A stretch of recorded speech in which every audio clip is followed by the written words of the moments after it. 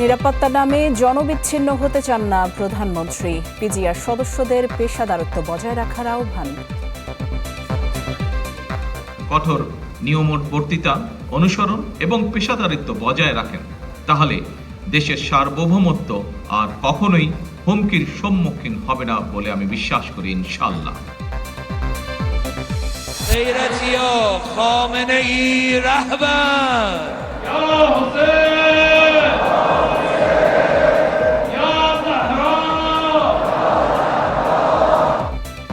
তেহরানে grand মোসাল্লায় খামেনির জানাজায় জনসমুদ্র, শোককে শক্তিতে পরিণত করার প্রত্যয়।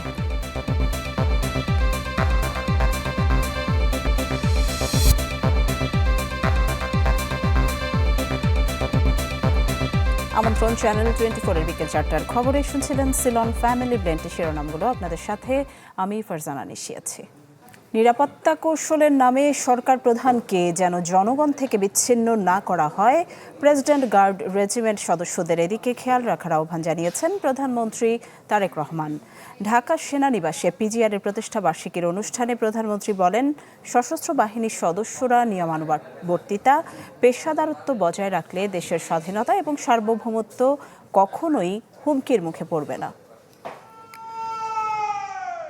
President guard regiment PGR Bangladesh সেনাবাহিনীর বিশেষায়িত সুশৃঙ্খল এবং পেশাদার সামরিক এক ইউনিট, যার সদস্যরা রাষ্ট্রপতি, প্রধানমন্ত্রী, বিদেশি অতিথি এবং অন্যান্য অতি গুরুত্বপূর্ণ রাষ্ট্রীয় ব্যক্তিবর্গের নিরাপত্তা নিশ্চিতের পাশাপাশি বিভিন্ন অনুষ্ঠানে দেশের মর্যাদার প্রতীক হিসেবে গুরু দায়িত্ব পালন করে থাকেন। বিশেষায়িত এই বাহিনীর 51তম প্রতিষ্ঠা বার্ষিকী উপলক্ষে ঢাকা সেনানিবাসে পিজিআর সদর দপ্তরে আসেন প্রধানমন্ত্রী তারেক রহমান, ছিলেন সেনা ও বিমান বাহিনীর প্রধান এবং অন্যান্যরা।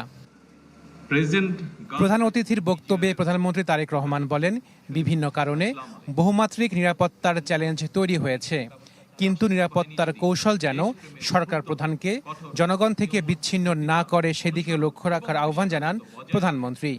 বহুমাত্রিক চ্যালেঞ্জ মোকাবেলায় শুধুমাত্র পিজিআরই নয়, প্রতিটি বাহিনীকেই আধুনিক এবং সময়োপযোগী প্রশিক্ষণের মাধ্যমে নিজেদেরকে সার্বক্ষণিক প্রস্তুত রাখা অত্যন্ত জরুরি। সরকার প্রধান আরও বলেন, সশস্ত্র বাহিনীর সদস্যরা নিয়মানুবর্তিতা এবং পেশাদারিত্ব বজায় রাখলে দেশের স্বাধীনতা ও সার্বভৌমত্ব কখনোই হুমকির মুখে পড়বে না। সশস্ত্র বাহিনী যদি দেশপ্রেমে উদ্বুদ্ধ হয়ে কঠোর নিয়মবর্তিতা অনুসরণ এবং পেশাদারিত্ব বজায় রাখেন, তাহলে দেশের সার্বভৌমত্ব আর কখনোই হুমকির সম্মুখীন হবে না বলে আমি বিশ্বাস করি, ইনশাআল্লাহ। প্রতিষ্ঠা বার্ষিকীর অনুষ্ঠান শেষে পিজিআর সদস্যদের সাথে প্রীতিভোজে অংশ নেন সরকার প্রধান। Ashekin Prince, channel 24, Dhaka.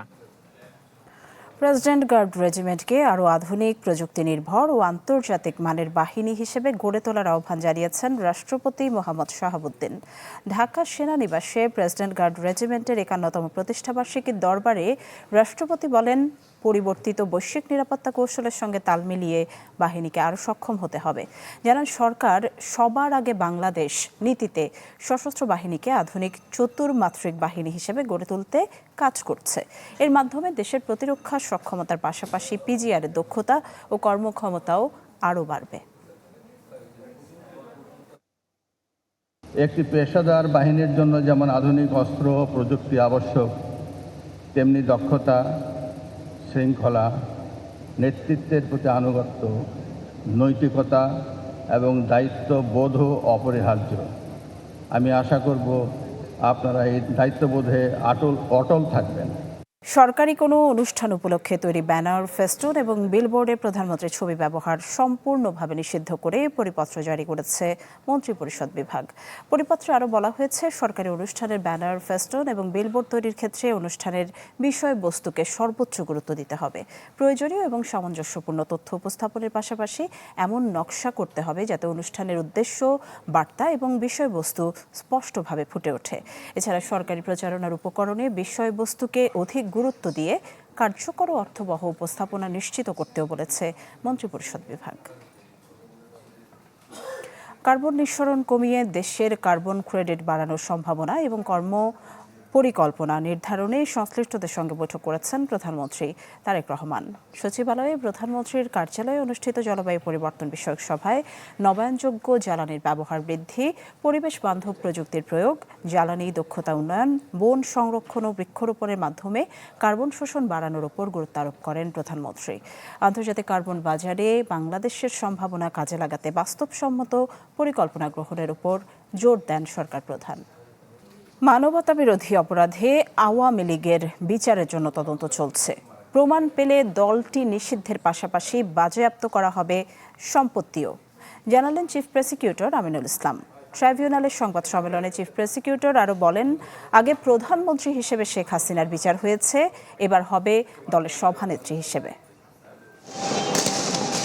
জুলাই আন্দোলনে হত্যাযজ্ঞে দল হিসেবে আওয়ামী লীগের বিচারে শনিবার প্রথমবার প্রকাশ্যে কথা বলেন স্বরাষ্ট্রমন্ত্রী সালাউদ্দিন আহমদ।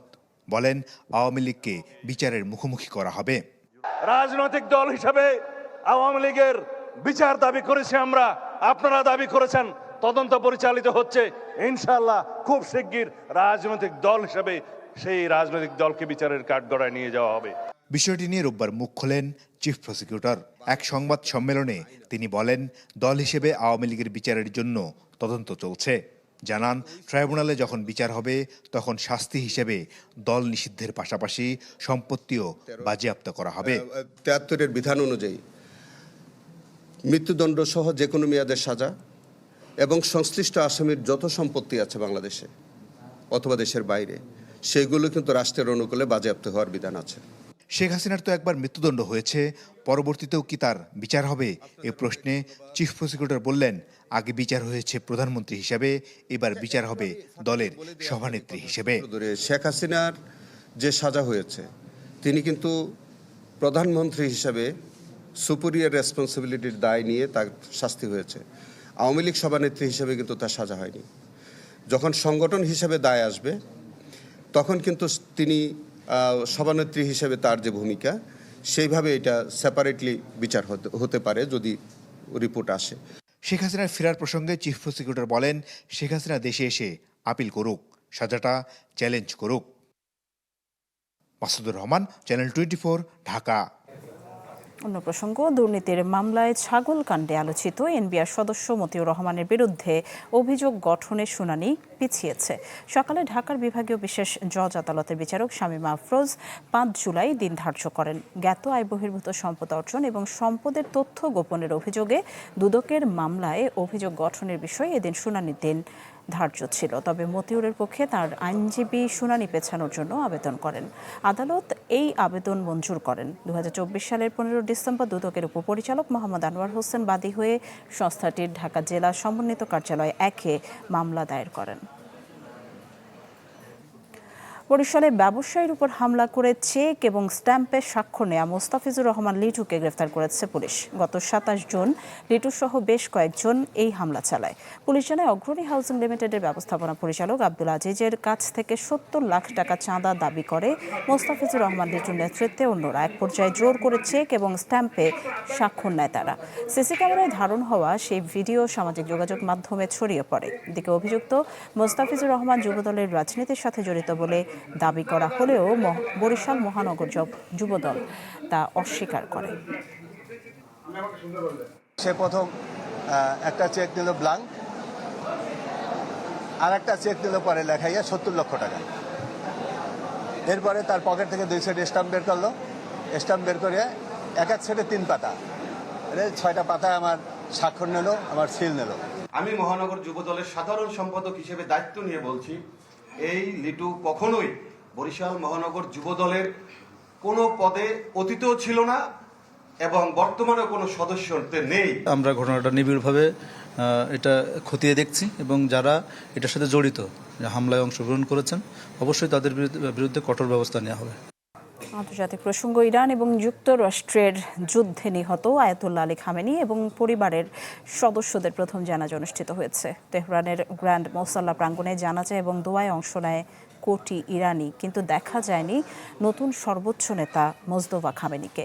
5 শহরে 7 দিনের শোক অনুষ্ঠানের পর আগামী 9 জুলাই মাশহাদের দাফন করা হবে আলী খামেনিকে।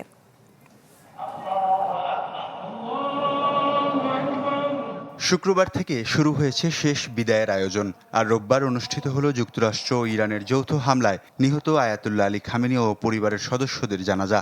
স্থান তেহরানের গ্র্যান্ড মোসাল্লা প্রাঙ্গণ, যা এই মুহূর্তে ইরানের সবচেয়ে আলোচিত স্থান। এই প্রাঙ্গণ ঘিরে দুদিন ধরে শোকে কাতর ইরানি ও বিশ্ব প্রতিনিধিরা। কয়েক লাখ মানুষের উপস্থিতিতে স্থানীয় সময় সকাল 8টায় শুরু হয় জানাজার নামাজ ও দোয়া। পরিচালনা করেন বিশিষ্ট শিয়া আলেম জাফর সোবহানি। 97 বছর বয়সী এই আলেম পবিত্র শহর কোমের ধর্মীয় শিক্ষা কেন্দ্রগুলোতে দীর্ঘদিন ধরে পাঠদান করে আসছেন। ঐতিহাসিক এই জানাজা ও দোয়ায় কান্নায় ভেঙে পড়তে দেখা যায় অনেককে, যাদের হৃদয় প্রিয় নেতাকে হারানোর শোকে একদিকে যেমন ভারাক্রান্ত, অন্যদিকে প্রতিশোধের আগুনের উত্তাপ। তবে এই জানাজায় দেখা যায়নি নতুন সর্বোচ্চ নেতা মোজতবা খামেনিকে, কিন্তু ছিলেন প্রয়াত আলী খামেনির অপর 3 ছেলে মাসুদ খামেনি, মুস্তফা খামেনি এবং মেহিসাম খামেনি। উপস্থিত শোকাহতদের জন্য পুরো প্রাঙ্গণে পানি ছিটানোর ব্যবস্থা করা হয়। স্বেচ্ছাসেবীরা বিতরণ করেন ঠান্ডা পানি।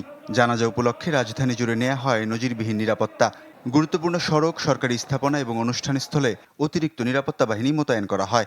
সম্ভাব্য যে কোনো হামলা ঠেকাতে গোয়েন্দা নজরদারি বাড়ানো হয় এবং আকাশপথেও বিশেষ নিরাপত্তা ব্যবস্থা কার্যকর করা হয়।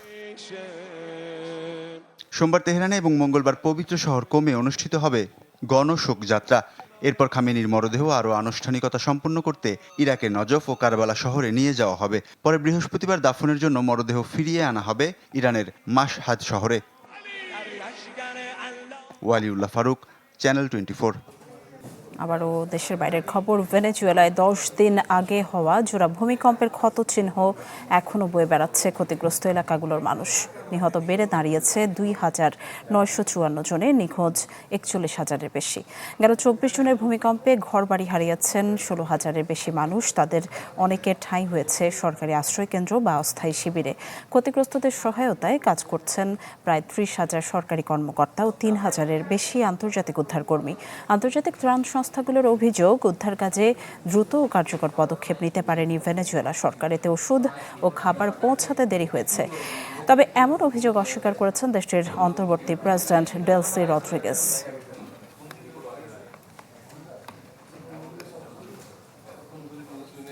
খেলার খবর। রাউন্ড অফ 16-এ মাঠে নামছে ব্রাজিল, প্রতিপক্ষ নরওয়ে। নিউ ইয়র্কের নিউ জার্সি স্টেডিয়ামে ম্যাচ শুরু হবে রাত 2টায়। নরওয়ের বিপক্ষে ম্যাচটা কঠিন হবে বলে জানিয়েছেন সেলেসাও কোচ কার্লো আনচেলত্তি। আর ভালো ফলাফলের প্রত্যাশায় ভাইকিংস কোচ। এই ছিল বিকেল 4টার খবরে। বিশ্বের যে কোনো প্রান্ত থেকে সবশেষ খবর জানতে ভিজিট করুন আমাদের ফেসবুক পেজ, ইউটিউব চ্যানেল এবং ওয়েবসাইটে। এতক্ষণ সাথে থাকার জন্য ধন্যবাদ সবাইকে।